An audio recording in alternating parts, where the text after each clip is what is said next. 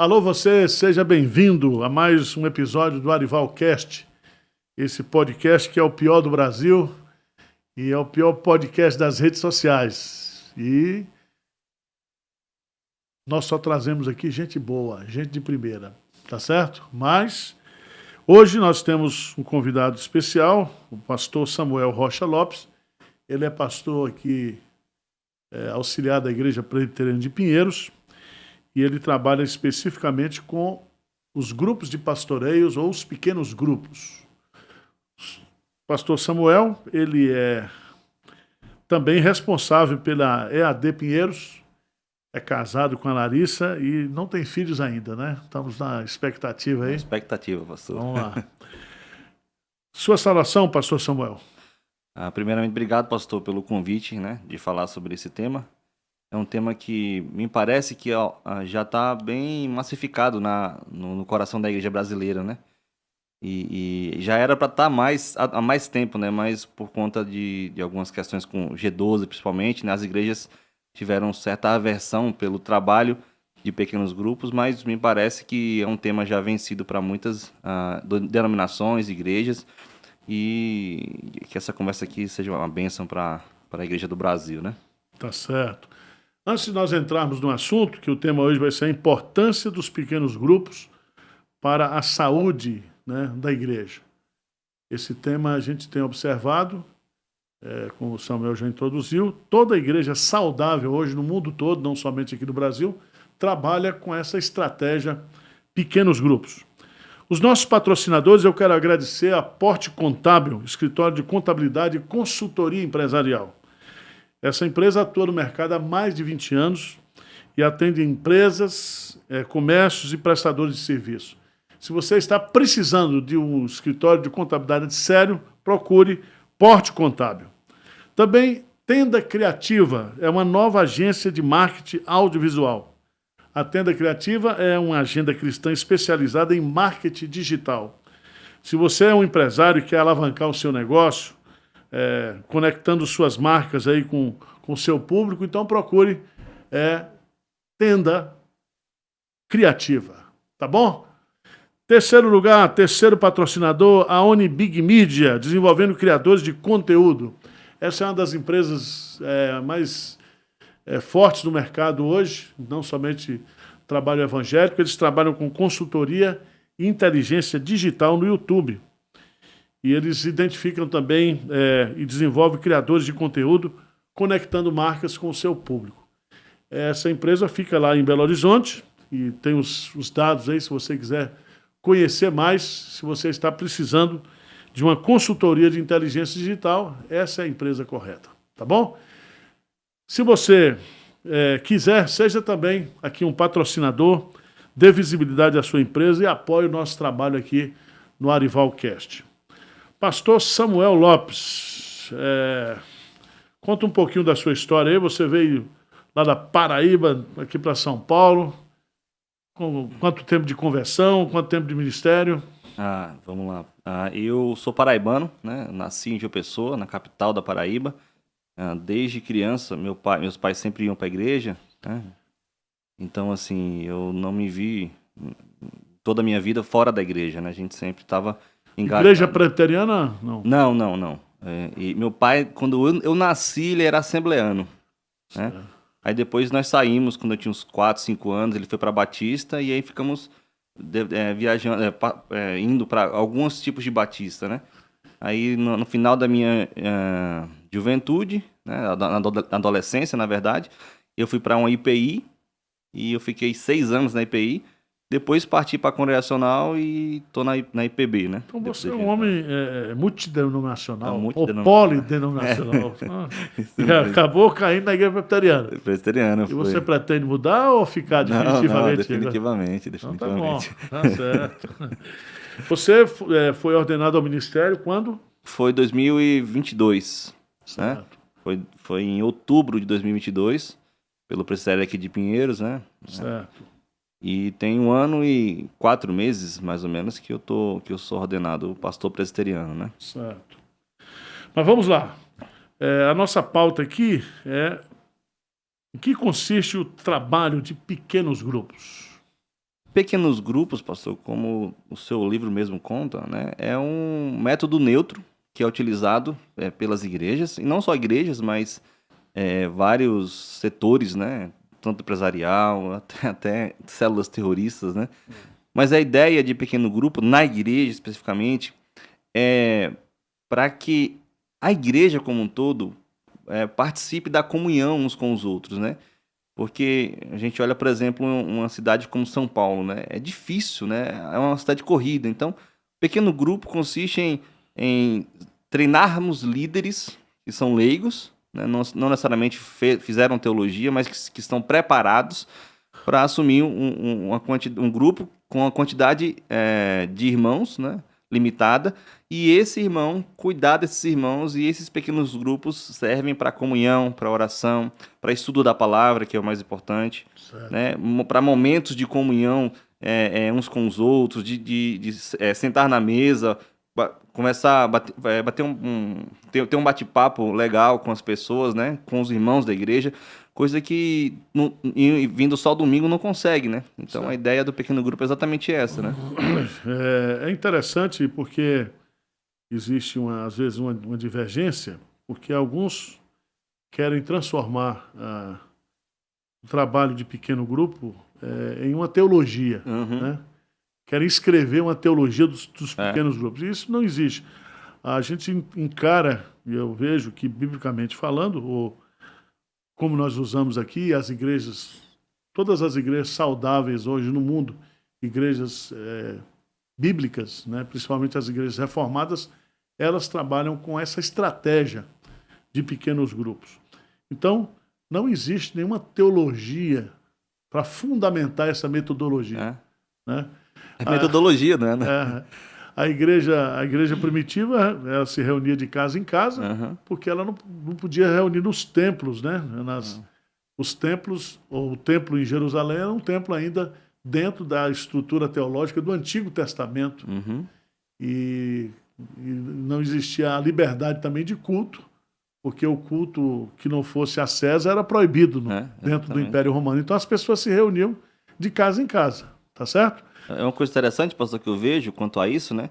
É que algumas igrejas ainda têm medo de começar pequeno grupo porque acha que vai dividir a igreja, né? Sei. E aí, graças a Deus que a presbiteriana tem a teologia eclesiológica bem fundamentada, né? Significa dizer que nós sabemos o que a Bíblia fala sobre a igreja e vivemos isso, né? E talvez alguns irmãos aí, alguns pastores tenham ainda certa dificuldade em utilizar essa metodologia justamente por isso, né? Porque acham que não é teológico e tem essa briga. Não, é só usar a metodologia para que o povo de Deus seja cuidado, né? Por isso que o nome do grupo aqui, isso acertou bem quando escolheu o grupo de pastoreio, porque é exatamente isso. É pastorear o povo, né? É cuidar do povo, né? Certo. Me diga uma coisa, esse trabalho, por exemplo, de pequenos grupos, ele atrapalha o trabalho dos ministérios da igreja ou das sociedades domésticas? Definitivamente não, pastor. Porque a gente olha aqui a experiência que a gente tem aqui em Pinheiros, né? Os trabalhos das sociedades domésticas estão fortes, firmes, e os grupos continuam crescendo, né? Certo. É mais uma ferramenta, mais uma metodologia para agregar o cuidado pastoral na igreja, né? Então, assim, não vai atrapalhar a cadeia de comando. O problema, pastor, é que às vezes a gente atrapalha um pouco, né? Tem igrejas com pequenos grupos, que é o nosso caso, né? E tem igrejas em pequenos grupos, que são pequenas igrejas. E aí, nessas igrejas em pequenos grupos, lá tem ceia, lá tem ofertório, batismo. Então, lá tem tudo. Então, assim, não são... Ali sim, são várias igrejinhas pequenas, né? Certo. E aí, isso a gente não concorda, e a gente não segue essa visão, esse caminho. Nós seguimos que é mais uma metodologia para agregar no cuidado dos membros da igreja, né? Certo. Agora, do ponto de vista de funcionamento, qual é a chave para um bom funcionamento de um pequeno grupo? Pastor, eu acho que como tudo, é a liderança, né? Então, uma liderança bem formada, uma liderança bem treinada, uma liderança bem alinhada com a cabeça do pastor titular e do conselho da igreja, né, eu creio que o grupo caminha de forma mais harmônica e todos caminham no mesmo propósito. Então, assim, a formação de liderança eu acho que é um dos pontos mais nevrálgicos, assim, com relação ao bem-estar de um pequeno grupo, né? E você que está trabalhando aqui em Pinheiros, tem algum material, tem algum curso disponível nessa questão do treinamento dos líderes de pequenos grupos? A gente tem sim, pastor. A gente tem um atual, a gente vai reformular esse atual, né? Mas ainda tem, se você procurar no EAD Pinheiros, você vai ter um curso do próprio pastor Ival que vai falar sobre isso, pequenos grupos, liderança e método dedutivo, né?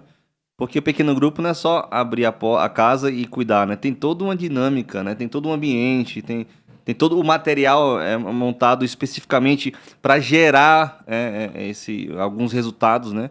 Então a ideia é exatamente essa, assim, né? Tem sim esse curso, nós vamos reformular esse ano 2024 esse curso, vamos aumentar um pouquinho o escopo dele, mas tem sim, se você quiser aprender mais sobre pequenos grupos, a gente tem esse curso lá no EAD. Só uma outra pergunta aqui também, né?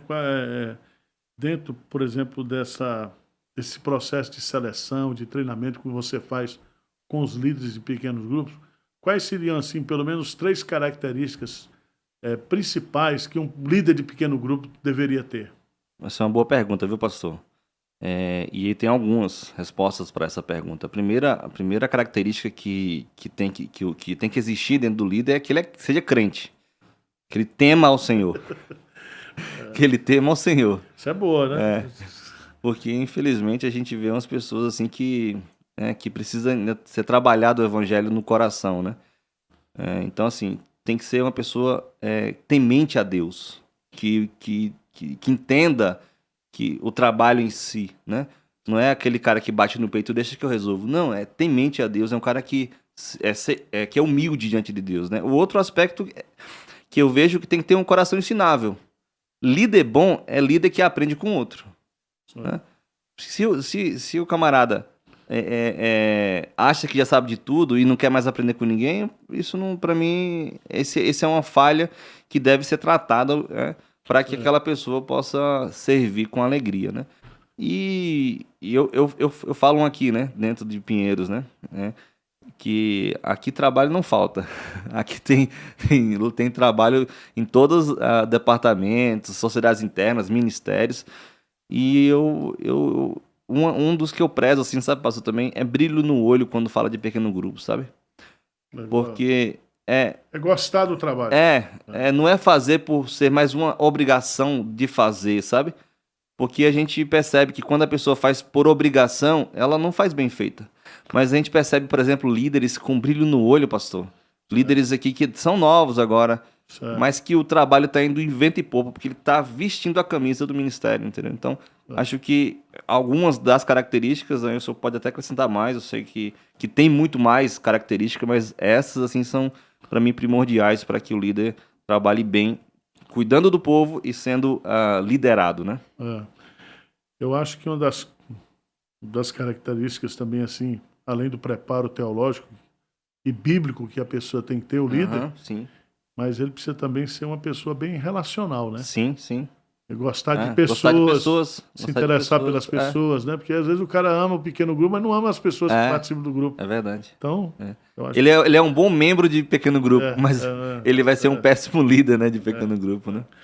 Agora, como é que vocês, ou como você define os temas, por exemplo, aqui na Igreja Presbiteriana de Pinheiros, existe algum critério ou é a necessidade pastoral, etc? Como é que você... Os últimos que nós trabalhamos, e aí logicamente em conjunto com o senhor, o pensamento sempre foi da necessidade atual, né? A gente percebe mais ou menos o que está acontecendo com os membros da igreja e a gente tenta trabalhar para responder a essa demanda que surge, né? Certo. Então, Por exemplo, qual é o tema que está estudando nesse trimestre? Nesse trimestre agora a gente está falando sobre santidade, né? Sei. Porque está casando diretamente com o tema litúrgico anual, né? Sobre crescimento espiritual, né? Sei. Então, é mais a visão, né, primária é exatamente entender a necessidade das pessoas, o que elas precisam aprender e assim a gente agir, né? Para que isso seja sanado, né? Você tem aí algum modelo? Parece que vocês têm aqui o material que você publica Tem, aqui. aqui. Pode pegar Isso. aí. Esse é o último material? Esse aqui é o último agora que a gente lançou Certo. para esse primeiro trimestre, né? Isso significa que se você quiser montar esse trabalho de pequenos grupos na sua igreja, esse material está disponível aí na Ezion Editora, já pronto, né? E você pode adquirir, além do treinamento disponível Sim. dos líderes, você tem também o material para já implantar de imediato aí na sua igreja. Aham. Ah, Ô, pastor, e uma coisa que a gente ressaltar com relação ao treinamento, né? A gente, preocupado com isso, a gente tem agido com duas frentes aqui, né, de treinamento. Primeiro, é a gente alinhar com os líderes atuais, possíveis líderes, né? Porque nada melhor do que uma pessoa que já vive o grupo. Isso é uma pergunta que eu ia fazer para você. Esse processo de seleção de novos líderes, né? Sim, sim. Você está dizendo aí que seleciona a partir da experiência e do envolvimento dessas pessoas nos próprios grupos. Isso. Então, ali naquele ambiente do pequeno grupo, já vai se identificando. Isso, exatamente. A gente percebe que dessa forma, pastor, a gente tem sido mais assertivo nas escolhas das lideranças. Sei, Porque segue esses critérios que nós falamos aqui, né? sei. E a gente percebe que para alguns a gente sempre vai direcionar, se não tem esse preparo ainda, a gente direciona algum curso, a gente libera cursos para eles, né? Na nossa plataforma de ensino à distância. E também a gente está, hoje, esse ano, a gente está aprovado aí pelo senhor, pelo conselho, a gente trabalhar também com um curso específico para servir a igreja nesse sentido de um escopo maior de formação de liderança, né? Certo. E aí é um projeto piloto que a gente vai lançar agora esse ano, aqui em Pinheiros, para a gente trabalhar essa questão também, né? Atacar de todas as frentes possíveis para a gente formar mais e mais líderes. Algumas igrejas usam esse trabalho de pequenos grupos especificamente para evangelização e crescimento. Uhum. São pequenos grupos evangélicos. Por que esse nome grupo de pastoreio e quais são os propósitos dos grupos de pastoreios aqui em Pinheiros? Uhum. Boa pergunta, pastor. Nós temos 3 pilares, né? O pequeno grupo aqui tem 3 pilares para que a gente possa trabalhar, funcionar. Primeiro pilar é integrar. A ideia do pequeno grupo aqui de Pinheiros... O pessoal novo vai chegando, então vai colocando... Integrar esse pessoal. E olha que coisa interessante, pastor. Nas entrevistas para recebimento de membros, muitos desses irmãos já estão nos pequenos grupos. Então, assim, o trabalho de integração tá acontecendo, né? As pessoas estão participando, né? Certo. Esse é o primeiro pilar, né? Segundo pilar é o de pastorear. É da pessoa entender que está sendo cuidada, né? Que está sendo vista. Ela não é só mais um número dentro da igreja, mas ela é uma pessoa que tem as capacidades para servir a igreja. Então ela está sendo pastoreada. E nesse pastoreio vão existir alguns tipos de pessoas, né? Vão ter, por exemplo, as pessoas aptas para o trabalho. Pessoas que já dá para fazer aqui, ele sabe isso aqui, sabe aquilo ali, então vai direcionando. Tem um grupo, pastor, que direcionou cerca de 4 diáconos, de um grupo só. Aí saiu um pastor, no caso foi eu, né? Certo. Mas aí as pessoas foram pastoreadas, elas foram vistas. Então, pessoas aptas, pessoas prontas a aprender, né? Pessoas prontas a aprender. Também tem essas pessoas lá, não sabem muito, mas aí o líder vai incentivando. Porque, por exemplo, ela sabe tocar um pouco violão, mas não necessário para tocar no louvor de um culto. Mas dá para tocar lá. Separa um hino, 2 hinos, e ela vai se desenvolvendo ali, né? Terceira pessoa, a pessoa machucada, a que veio de alguma igreja ou que estava desigrejada, né? E aí vamos pastorear essa pessoa, vamos cuidar dela, né? E aí muitos desses irmãos foram direcionados para o centro de cuidado pastoral, e ela foi vista, né, essa pessoa. E a outra, pessoas que têm algum certo tipo de dificuldade, a gente vai tentar trabalhar ela e ajudá-la. Você fala de dificuldade de comportamento? Isso, pessoas que têm algum tipo de problema em si. E aí a gente vai tratando, né, e vai direcionando. E o último pilar, pastor, é a multiplicação. Um grupo saudável multiplica. Então repete aí quais são os 3 pilares. Integrar, pastorear e multiplicar. Tá. É o que a gente está lutando esse ano agora para fazer. A gente já está começando com as multiplicações, mas esse ano a ideia é de a gente focar na multiplicação, porque é um dos pilares fundamentais. Quando você fala em multiplicar, é envolver o maior número possível de pessoas novas Isso, no grupo. exatamente. E aí, ao passo que o grupo cresce, eles multiplicam, se tornam 2. Certo, E assim eles vão fazendo esse trabalho, né? certo, certo. Uma coisa que que eu gostaria de perguntar para você, do ponto de vista assim, uma cidade como São Paulo, né? E nós temos aqui pessoas que gastam aí, às vezes, de 2 a 4 horas por dia para ir para o trabalho, para voltar para o trabalho. Isso é um desafio para os pequenos grupos de São Paulo, como você vê, ou graças a Deus vocês já estão superando isso? Porque o pessoal. Porque não tem um dia fixo, né? Pode ser feito a qualquer dia, de segunda a sábado, qualquer dia pode se realizar, não é isso? Qual é a ideia aqui de Pinheiros, né? O trabalho de Pinheiros, a gente, o conselho, junto com o senhor, decidiram fazer grupos na visão geográfica, né? Quanto mais perto da casa da pessoa, melhor. Certo. Então, a gente junta esses irmãos que moram perto uns dos outros, a gente tem o líder, ele assume o grupo, e aí eles, morando perto, já vence algumas barreiras com relação a essa questão da dificuldade de locomoção. Né? Então, o nosso foco aqui é criar grupos geográficos, né? Como se diz assim, não é por idade, não é por sexo, é geográfico. Porque a gente percebe que numa cidade como São Paulo, esse é um problema grande, né? E tanto que algumas pessoas, pastor, vão direto do trabalho para o grupo. Por isso que nós incentivamos que os irmãos, os líderes, né? Sempre façam um rodízio para o lanche. Um lanchezinho? Tá? Tem uns que não é lanchinho não, pastor, é janta mesmo. Tem uns que eu já visitei, não sei porque se eu fui, se é porque eu fui, mas o negócio foi, rapaz, eu comi melhor no grupo do que em casa. Sim. Então, assim, a ideia dessa geografia para vencer essas barreiras com relação à distância, né? Porque a cultura nossa aqui paulistana também sempre termina com comida, né? Exatamente. Mas isso também não pode ser um fator inibidor, porque às vezes o cara fala, não vou abrir, porque se tiver que dar a comida todo... exatamente. As pessoas acham que elas compartilham também, cada um leva uma coisa. Leva um refrigerante. Exatamente. É aquele momento de comunhão também, além da palavra, da oração. Sim. E a questão da comida também. Pastor, tem irmãos que não lideram, mas abrem a casa com tanto prazer. Eu fico assim encantado como as pessoas estão dispostas. Lógico que em alguns casos tem uma certa dificuldade para conseguir lares, né? Mas tem muitas pessoas que abrem de coração a casa porque é o prazer delas, é abrir o lar. Teve uma irmã que ficou 6 meses aqui tentando, a gente até conseguir um líder para o grupo lá para a região dela.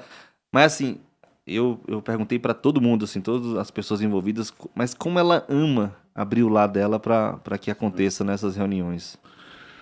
Uma questão também que seria interessante você explicar para a gente, né, é que nos pequenos grupos os estudos são dados através do método indutivo. Né? Não é aquele estudo que o líder chega lá e já vai e faz o estudo ele sozinho, né? Tem um material e segue aquele método de indução. Por que isso? Por que essa opção pelo método indutivo? Primeiro, pastor, porque o método dedutivo, aquele que a pessoa explica o tema, ele gera pouca interação. Né? Eu acho que esse é um dos pontos principais de não utilizarmos mais esse método.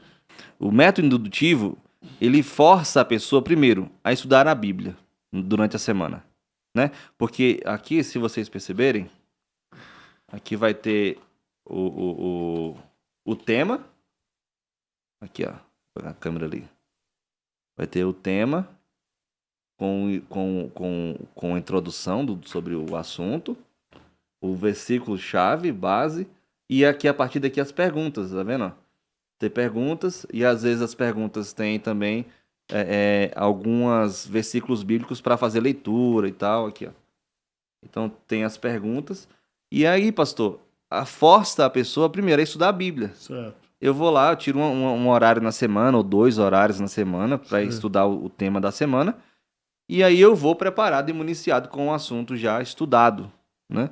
E aí, ali, vai gerar interação. Porque as Sim. perguntas tem 4 tipos de perguntas, né? Dentro do estudo indutivo, né? Sim. Pergunta de observação, pergunta de interpretação, pergunta de aplicação e pergunta de compartilhar, né? Induzir a pessoa, orientar a pessoa como é que ela vai compartilhar aquele conteúdo para as pessoas que estão ao seu redor.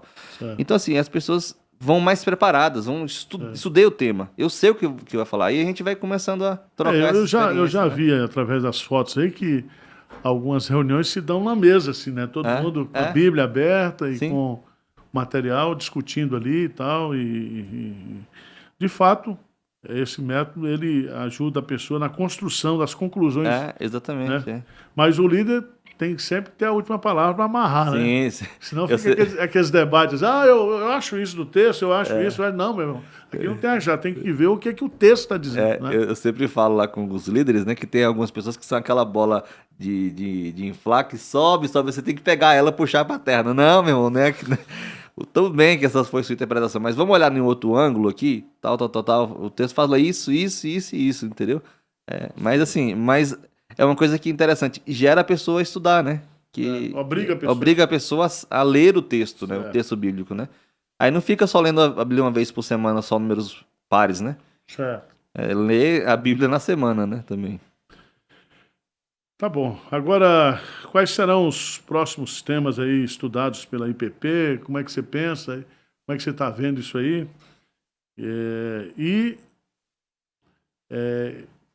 Você já falou aqui que esse tema ele é selecionado de acordo com a visão pastoral, a necessidade do rebanho, né, naquele momento. Mas você já faz uma agenda anual dos cursos ou não? A gente tenta ao máximo fazer, Certo. né? Mas, por exemplo, o próximo tema já está alinhado. Já foi decidido já. O próximo tema vamos falar sobre inculcar na cabeça dos membros da igreja que todos eles são missionários. Certo. Então vamos trabalhar esse tema para incentivar a liderança, né, também dos grupos a trabalharem a cabeça de cada membro, que ele também pode servir ao Senhor. Ele também pode ser instrumento nas mãos de Deus para levar a palavra, para ensinar as verdades e a boa mensagem do Evangelho. Então, o tema o próximo já está alinhado. O terceiro ainda não, a gente está ainda pensando, orando, pedindo orientação a Deus. Mas assim, mas pelo menos assim, a agenda, eu não sei qual é o tema, mas o dia de cada aula desse tema que vai ser escolhido ainda já está, né? Já está alinhado. Os recessos, tá tudo, as reuniões que vamos ter com os líderes, né? Tá tudo alinhado. A gente sempre tenta trabalhar de forma anual e os temas a gente vai trabalhando semestralmente, trimestralmente para a gente. Certo. Agora, pastor, tem o pessoal que está nos assistindo aqui, né? Tem pastores, tem irmãos que gostariam de ter na sua igreja, às vezes não tem ainda na sua igreja, né? Quais seriam os passos, né, para se começar esse trabalho na igreja? Quem é que tem que começar? Como é que tem que começar? Com quantos grupos, né? Porque a turma já quer começar com 20, 30, não. A igreja tem que começar conta um pouquinho aí para nós. O que eu faço para começar hoje? Se eu quisesse começar semana que vem, implantar um trabalho na minha igreja, o que é que eu tenho que fazer? Primeiro, eu creio que você tem que conscientizar a igreja da importância do trabalho, né?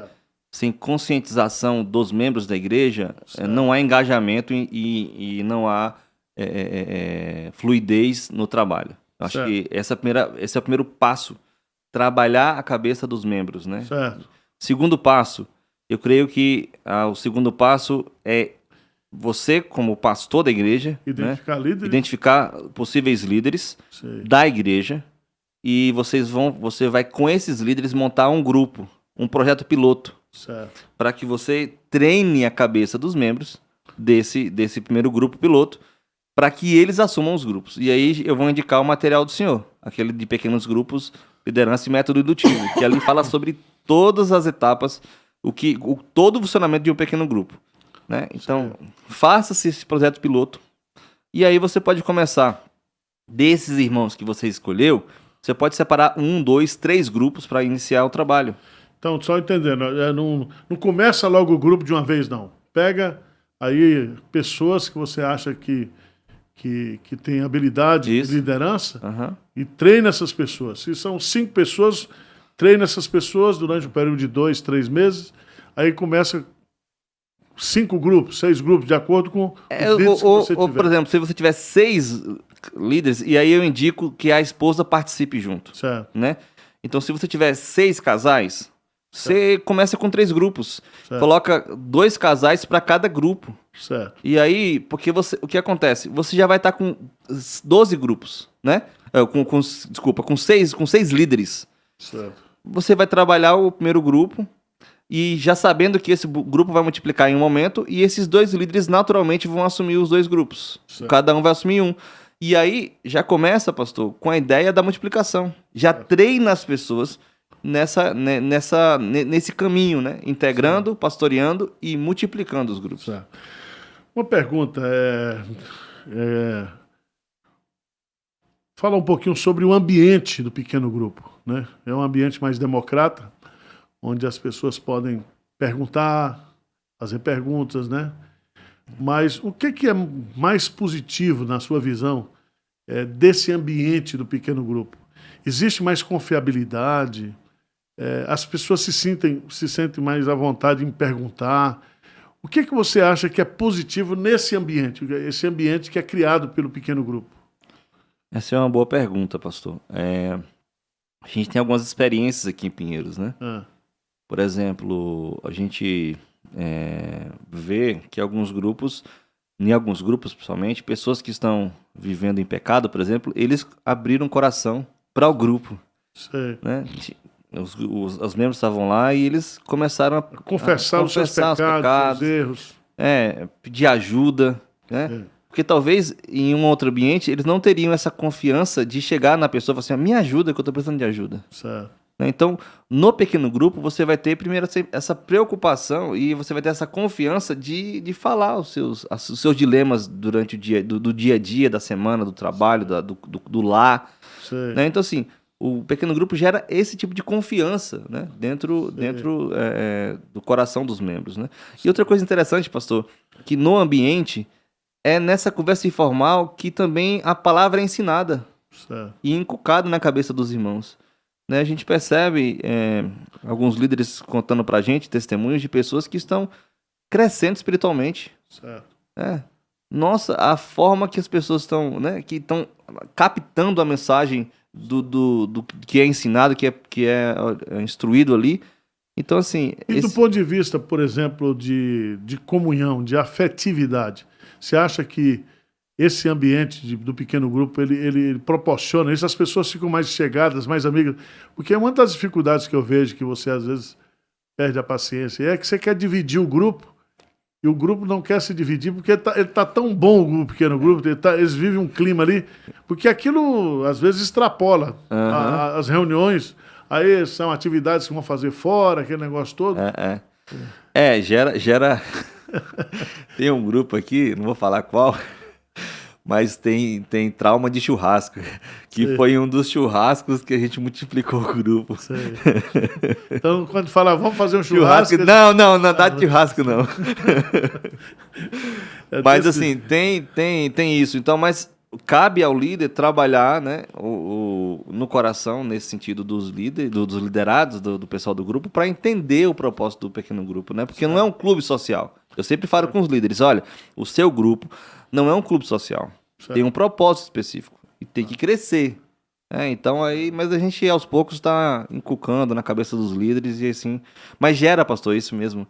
Sabe, eu vou ligar para quem? Não vou ligar para tal pessoa. Tem uma líder, também não vou falar o nome dela, mas ela me abriu o coração. Assim, eu era tão solitária aqui, mas com um pequeno grupo tá aqui, eu tenho amigas no meu bairro, que são as irmãs do pequeno grupo.